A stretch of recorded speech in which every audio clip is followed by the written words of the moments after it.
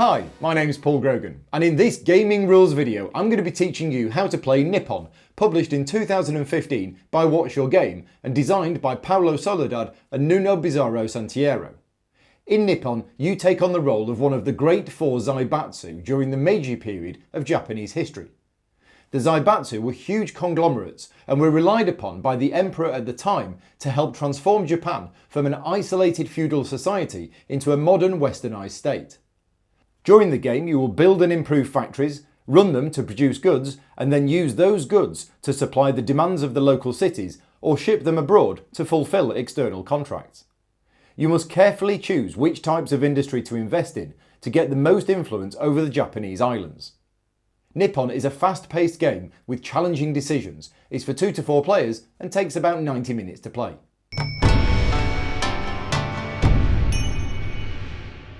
First of all, we need to set up the game. I'm going to explain setup for a 4-player game. If you're playing with less than 4 players, refer to the rulebook for the differences.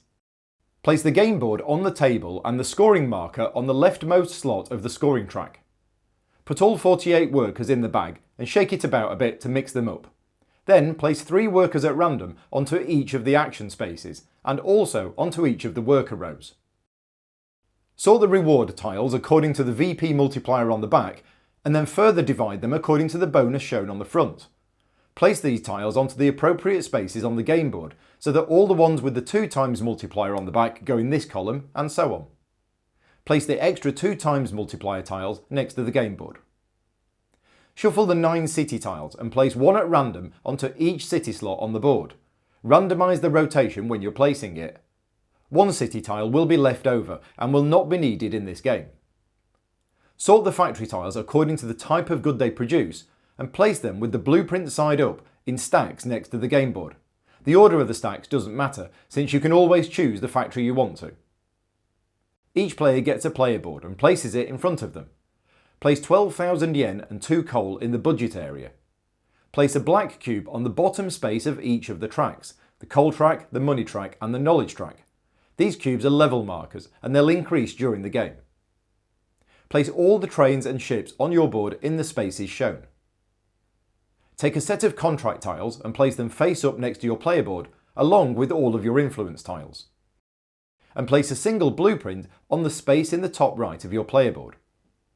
Randomly choose a start player. They start with 10 victory points. Each player clockwise around the table starts with 1 more victory point than the previous player.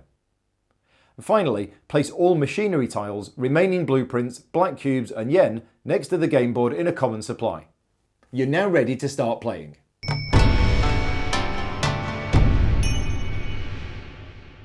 There are no actual game rounds as such in Nippon. Instead, each player simply takes their turn clockwise around the table. On your turn, you must do one of 2 things. Either take a worker from one of the action spaces and perform one of the corresponding actions, or consolidate, which means skipping your action but generating income and a possible reward. After you've completed your turn, if any of the action spaces are empty, take the workers from the uppermost worker row and place them on the empty action space. If you're not able to do this because all of the worker rows are empty, then take the bag of workers and refill all action spaces so that each of them has 3 workers on it, and then also refill all of the worker rows. And then move the scoring marker 1 space to the right. If the marker passes one of the scoring symbols, the game is interrupted and a scoring is performed. When the marker reaches the first golden slot, all players have 3 more turns. Then perform the 3rd scoring and the game ends. You need to keep a very close eye on the position of the scoring marker and the worker rows in order to time your moves correctly.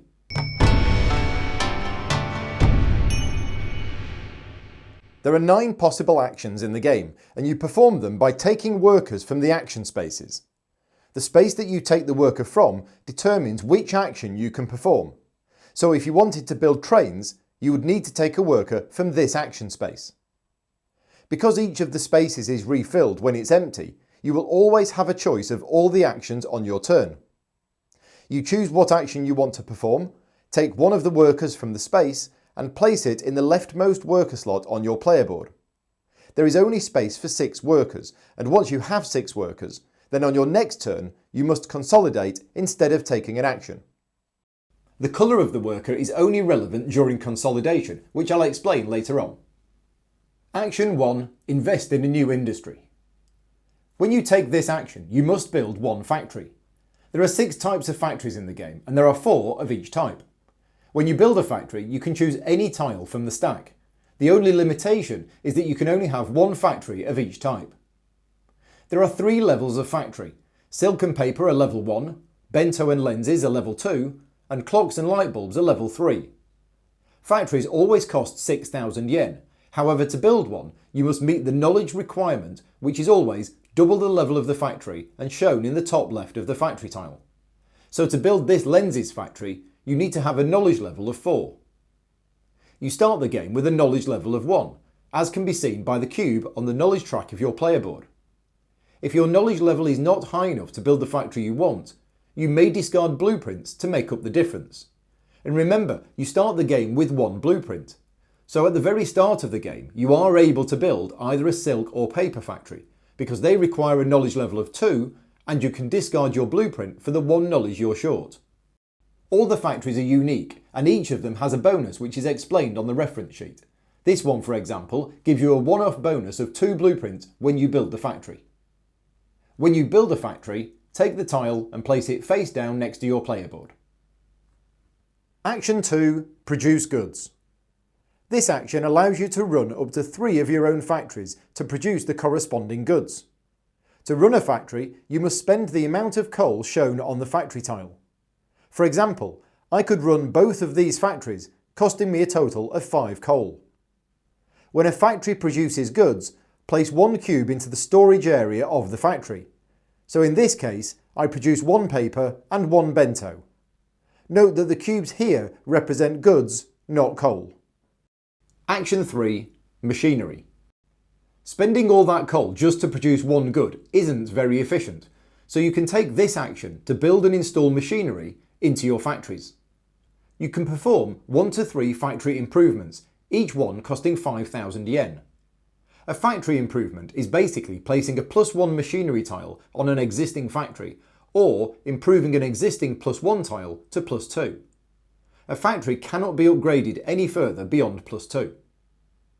If you are not able to fit all the machinery in your existing factories, you can still take the tiles and just place them in front of you, but the next time you build a factory, that machinery must be immediately installed.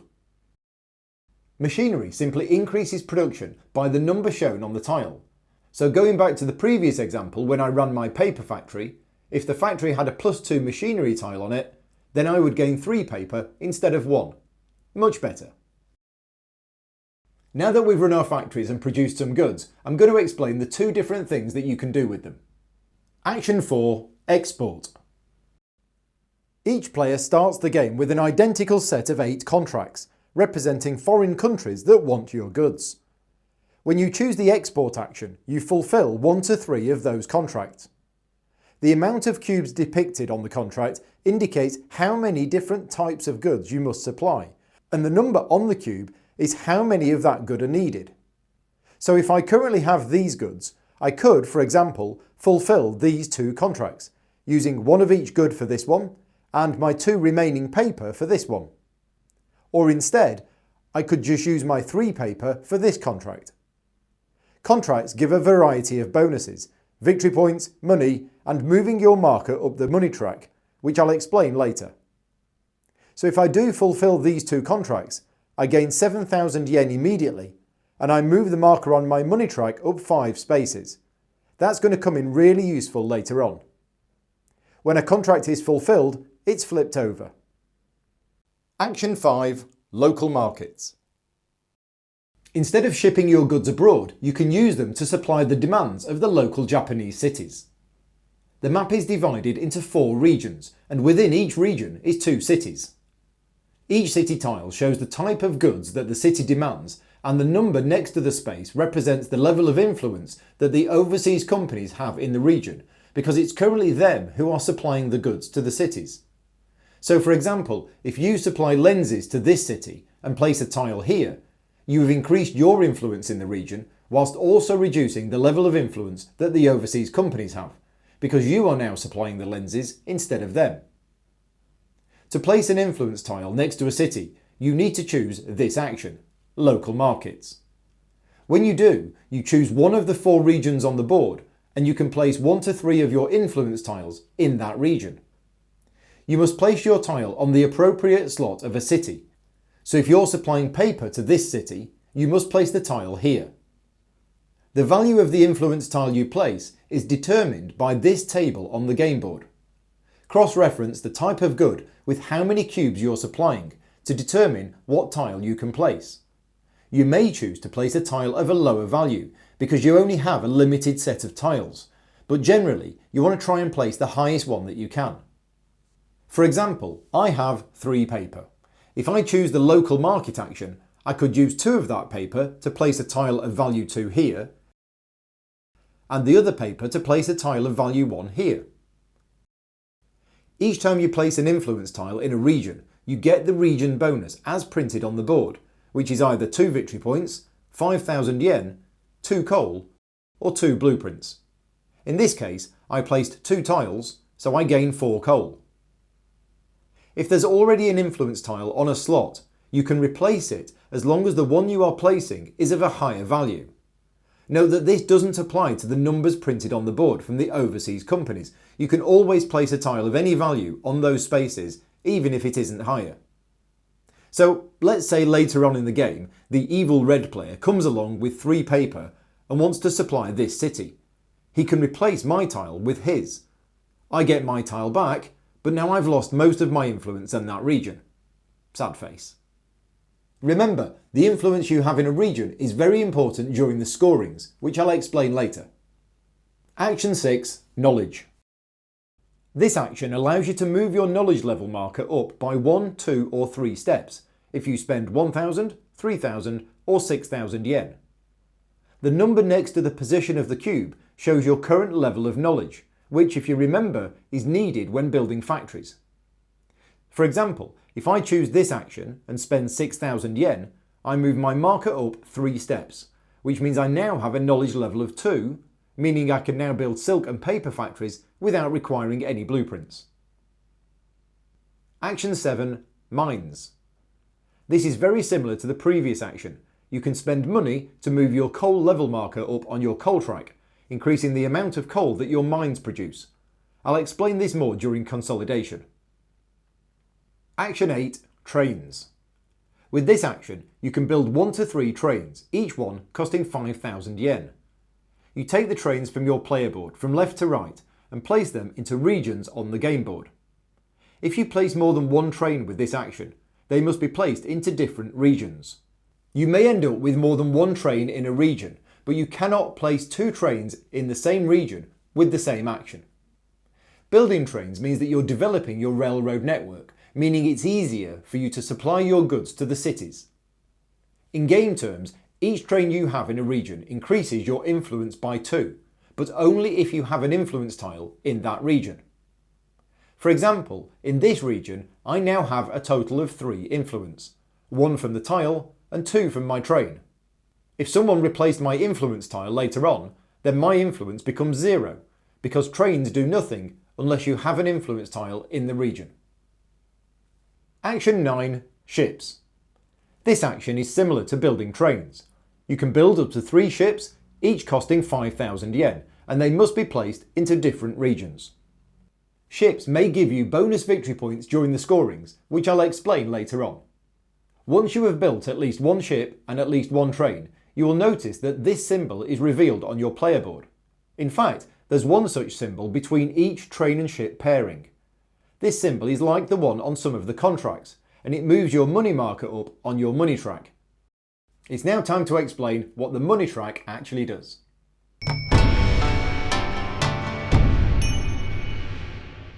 On your turn, you may choose to consolidate instead of taking an action. If your player board is full of workers, then you must consolidate. Part of the skill in the game is knowing when to consolidate and timing it just right. When you consolidate, there are 3 steps to follow in this order. Step 1, Budget. First, you discard all the money and coal you have in your budget area. Then, you gain money and coal based on the position of the markers on your money and coal track. So remember the mines action that moves your coal level marker up? Well, if you did that, now you get more coal. And also remember how fulfilling contracts move your money marker up? Well, this means you now get more money. For example, if I choose to consolidate now, I lose whatever money and coal I have in my budget area, and then I take 18,000 yen and 3 coal from the supply. Step 2. Emperor's Reward. If you have 3 or more workers on your player board, you can take one of the reward tiles from the appropriate column on the game board. For example, if I consolidate when I have 4 workers, I get to take a level 3 reward tile. Notice that each column has the same reward tiles in it, but that's only the front. They have multipliers on the back based on the column they are in. The reward tiles do 2 different things. Whatever's printed on the front is something that you get immediately, either 5,000 yen, 2 coal or 2 blueprints. Then you flip the reward tile over and place it onto an empty achievement space on your player board. Your achievements are your end game scoring, and this can be quite a lot of points, so you need to think carefully about where you place the tile, because once you've placed it, it cannot be moved or replaced with another tile. Only 2 of the achievements actually score you anything by default. This one scores you 1 victory point for each 6,000 yen you have, and this one scores you 1 victory point per star symbol you have reached on your knowledge track. Look for the star icons here. The other achievements are not worth any victory points to you unless you place a reward tile on them. By placing a reward tile on an achievement space, you're effectively determining how much that achievement is worth to you in victory points at the end of the game. For example, if I choose to place this ×3 tile here, then at the end of the game I will gain 3 victory points for each region in which I have an influence tile. I could, however, choose to place it over the existing 1 symbol on the money achievement. This will give me 3 victory points per 6,000 yen at the end of the game, instead of 1 victory point per 6,000. Placing a tile over the 1 space does not count as you replacing a tile, so it's okay to do this. Step 3. Workforce. Finally, you must pay 3,000 yen for each different coloured worker on your player board, and you lose 2 victory points for each colour you cannot pay for. Since the lowest income you can have is 12,000 yen, you will only lose victory points if you don't increase your income and take workers of 5 or 6 different colours. This is something you probably want to try and avoid. The workforce payments really reduce the amount of money you're going to have before you next consolidate, so this is why the colour of the worker is very important. Your workers are then placed back in the bag.